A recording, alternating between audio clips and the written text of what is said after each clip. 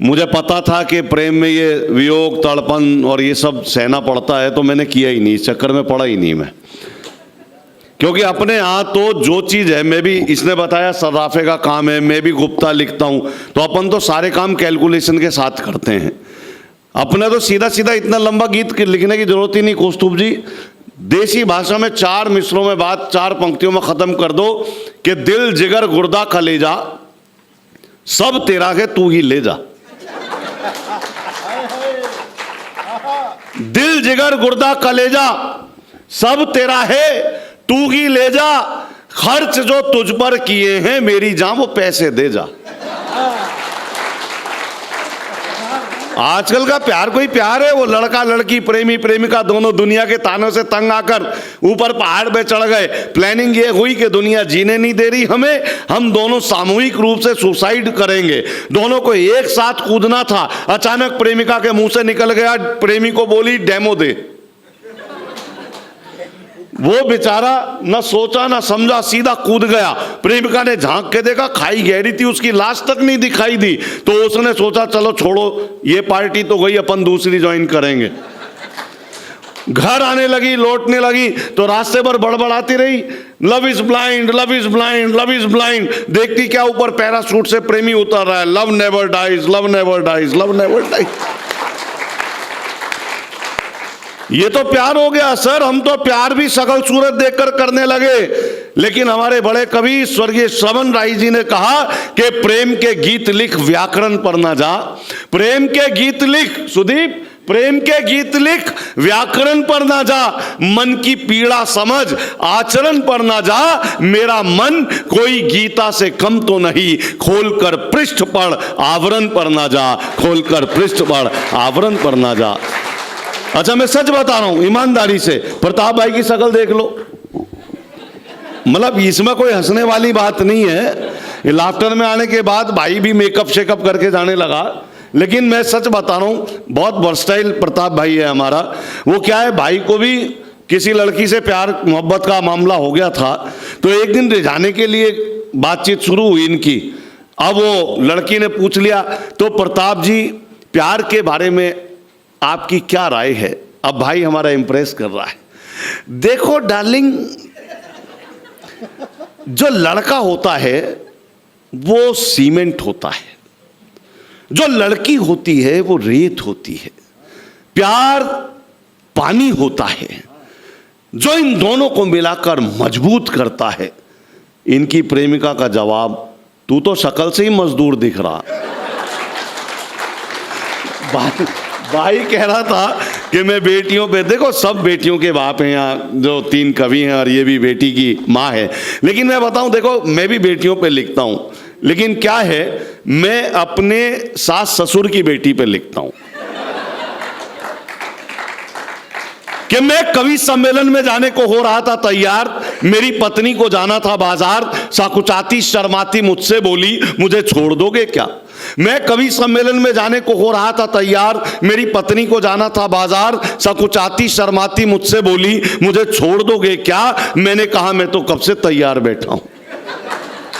मैंने कहा मैं तो कब से तैयार बैठा हूं, पर 7 फेरे लेने के बाद लाचार बैठा हूं। अब इसमें ना तेरी कोई खता ना मेरी कोई खता, पर तुझे इस बात का नहीं पता कि शादी वाले दिन जब घोड़ी पर होकर सवार मैं पहुंचा मंडप के द्वार, तो तेरे पिता ने मेरे हाथ में 5 लाख रुपए देते हुए कहा, बरखुरदार ये मेरी इज्जत तुम्हारे हाथ में है, कहीं जानी नहीं चाहिए। बेटा पैसे हर महीने आते रहेंगे, लड़की मायके नहीं आनी चाहिए। इतना सुनते कि मेरे फेरे तो पड़ गए, पर ससुर जी अपनी बात से मुकर गए। और मुझे इस बात का ना कोई दुख है ना कोई पछतावा, ना कि मैं पछता रहा हूं, बल्कि आज तक ईमानदारी से अपना धर्म निभा रहा हूं। क्योंकि मैं जानता हूं कि पैसा तो आना जाना है, पर घर में जो लक्ष्मी है वही मेरे लिए बहुमूल्य खजाना है, वही मेरे लिए बहुमूल्य खजाना है। तो आइए प्रताप भाई को बुलाऊं, उससे पहले 4 शेर पढ़ने की इजाजत लेता हूं। मैंने कहा था कि मैं शायरी सुनाता हूं अगर अच्छे लोग हैं। अब लगने लगा कि आप अच्छे लोग हो, क्योंकि हर कवि को अब आप सुन रहे हो। जितना समय कुल कवि सम्मेलन का, इतना समय तो हर कवि को गला खोलने के लिए चाहिए होता है। हमारे पास कोई इंस्ट्रूमेंट नहीं होता, हम तो यहीं से आपको रीड कर रहे होते हैं कि हमें क्या परोसना है। अच्छा, मुझे याद दिला दिया, बोले वो बच्चों वाली कड़ी रह गई थी। तो मैंने बच्चे से पूछा था जब पिछली बार, तो उसने पूछा, मैंने कहा बेटा भारत में सबसे ज्यादा बर्फ कहां गिरती है? बोला विस्की के गिलास में। एक हिंदी माध्यम का बच्चा भी मिला, मैंने उससे पूछा बेटा गाली को कैसे परिभाषित करते हैं बताओ हिंदी में। तो उस बच्चे ने जो जवाब दिया, आप तक पहुंचा भी होगा कई रील्स के माध्यम से, तो उसने जवाब दिया, सर अत्याधिक क्रोध आने की स्थिति में शारीरिक रूप से हिंसा ना करते हुए मानसिक रूप से की जाने वाली हिंसात्मक कार्रवाई के अंतर्गत कुछ चुने हुए शब्दों का समूह जिनके उच्चारण के पश्चात मन को असीम शांति का अनुभव प्राप्त होता है, उसे हम गाली कहते हैं।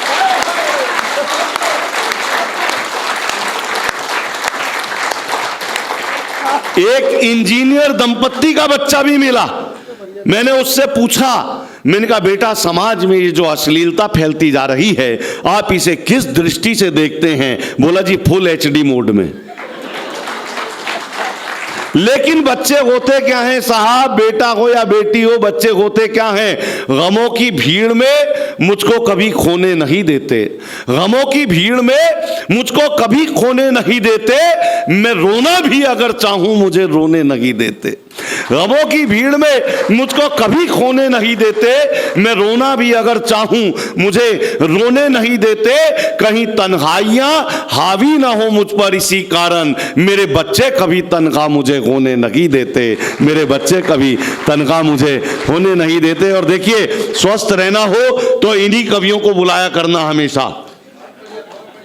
ठीक है ना प्रताप भाई? यही कहना था ना? यही बात तेरे ढंग की कह भी कौन रहा है। लेकिन साहब ये भारत के न्यूज चैनल देखना बंद कर दो, आपको स्वस्थ रहना हो तो। क्यों? पहुंचता हूं आपका आईक्यू चेक करता हूं कि हर चैनल का दावा है ये खबर सनसनीखेज मिलेगी, हर चैनल का दावा है ये खबर सनसनीखेज मिलेगी, इसरो विसरो नासा वासा से भी आगे तेज मिलेगी, हिंसा दंगे मिर्च मसाले इन सबसे लवरेज मिलेगी, कर्म करो तो फल पाओगे, कांड करो कवरेज मिलेगी, कांड करो कवरेज। देखिए कोरोना काल में क्या हुआ साहब, इतना बीमारी ने नहीं कह ढाया जितना मीडिया ने ढाया। एक फिर व्यंग आप तक पहुंचाता हूं, एक सटायर पहुंचाता हूं, पहुंचिएगा समझिएगा कि एक आदमी जो छींक आने से मर गया, एक आदमी जो छींक आने से मर गया कई सवाल खड़े कर गया, एक आदमी जो छींक आने से मर गया कई सवाल खड़े कर गया। कुछ ने कहा कोरोना के कहर से मरा है, कुछ ने कहा कोरोना के कहर से मरा है, कुछ ने कहा कोरोना के कहर से मरा है, कुछ ने कहा बेरोजगारी के कहर से मरा है, पर पोस्टमार्टम रिपोर्ट में आया ये मीडिया के जहर से मरा है, ये मीडिया के जहर से मरा है। लेकिन आइए हम मरने की नहीं साहब, जिंदा दिली के लिए यहां बैठे हैं और जिंदा दिल कवियों के साथ बैठे हैं। उसी जिंदा दिल कवि को बुलाता हूं, लेकिन चार पंक्तियां मेरा लालच हो रहा है कि वो जो बहुत करीबी थे ना, वो जो बहुत करीबी थे ना, अब उनसे ही दूरी है। जब हम आए तो चर्चा चल रही थी, आदरणीय सब लोग बैठे हैं वरिष्ठ, प्रताप भाई और हम सब चर्चा कर रहे थे, आप सब लोग थे। तो प्रताप भाई ने बताया कि मैं इस समय टीवी में आया, यहाँ से मुझे स्टारडम मिला और इस उम्र में मैं वहाँ तक पहुँचा। तो मैं कहता हूँ जब किस्मत के पत्ते खुलने होते हैं वो पहले तय करके रखता है। सुनिएगा, उसके बाद सीधा सीधा मैं हटूंगा और प्रताप भाई और आप कि वो जो बहुत करीबी थे ना, अब उनसे ही दूरी है। आपकी जिंदगी पढ़ता हूं, कहीं आपके आसपास से गुजरे हुए शब्द आपको लगे तो बताइएगा कि यार ये व्यक्ति तो हमारी बात कर रहा है। कि वो जो बहुत करीबी थे ना, अब उनसे ही दूरी है, कुछ उनकी मजबूरी होगी, कुछ अपनी मजबूरी है। वो जो बहुत करीबी थे ना, वो जो बहुत करीबी थे ना, अब उनसे ही दूरी है, कुछ उनकी मजबूरी होगी, कुछ अपनी मजबूरी है। और रिश्ते विश्ते यारी वारी सभी निभाए तब जाना, कुछ नजदीकी लोगों से भी दूरी बहुत जरूरी है। रिश्ते विश्ते यारी वारी सभी निभाए तब जाना कुछ नजदीकी लोगों से भी दूरी बहुत जरूरी है। और एक दिन यम के जो पल मिल रहा है उसे जी लो, मत बनाओ बहुत लंबी चौड़ी प्लानिंग बॉस, जरूरत के हिसाब से जियो, हवस के हिसाब से मत जियो। क्योंकि क्या है कि ज्यादा ज्यादा ज्यादा ज्यादा जरूरत नहीं, ये हमारी हवस है। तो हमें जरूरत के हिसाब से जीना चाहिए कि वो जो बहुत करीबी थे ना, अब उनसे ही दूरी है। और एक दिन यम के हरकारे ने, एक दिन यम के हरकारे ने जब मेरे घर दस्तक दी, मैंने उससे कहा रुको, एक हसरत अभी अधूरी है। मैंने उससे कहा रुको, एक हसरत अभी अधूरी है। और एक खुशबू के पीछे पीछे भटक रहा है इधर उधर, इंसान को खुद पता नहीं उसके भीतर कस्तूरी है। इंसान को खुद पता नहीं उसके भीतर कस्तूरी है। और प्रताप भाई, किस्मत विस्मत रस्ते वस्ते सब खुद ही खुल जाते हैं। किस्मत विस्मत रस्ते वस्ते सब खुद ही खुल जाते हैं अगर हमारे दस्तावेजों पर उसकी मंजूरी है।